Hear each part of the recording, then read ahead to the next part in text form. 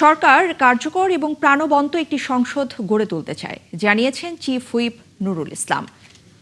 আজ জাতীয় সংসদের সরকার দলীয় সংসদ সদস্যদের বৈঠক শেষে সাংবাদিকদের তিনি জানিয়েছেন, আলোচনার মাধ্যমেই সংসদের ভেতরে সব সমস্যার সমাধান করা হবে।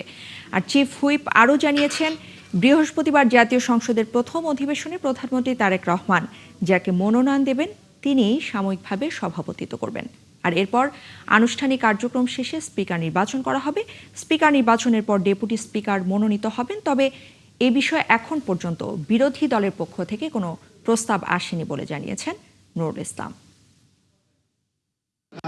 আমরা সিদ্ধান্ত দিয়েছি, আমাদের সংসদীয় দল সিদ্ধান্ত দিয়েছে, মাননীয় নেতা স্পিকার এবং ডেপুটি স্পিকার নির্বাচন নির্ধারিত করবেন এবং এটাকে আগামীকালকে আমরা জানতে পারব।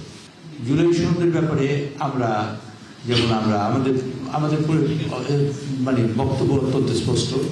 আমরা শপথ নেইনি, আমরা শপথ নিই কারণ এটা সংবিধানে নেই, সেই জন্য সংবিধানে ইনক্লুড করার পরে তখন পরবর্তী পরিস্থিতিতে আমরা সিদ্ধান্ত নেব।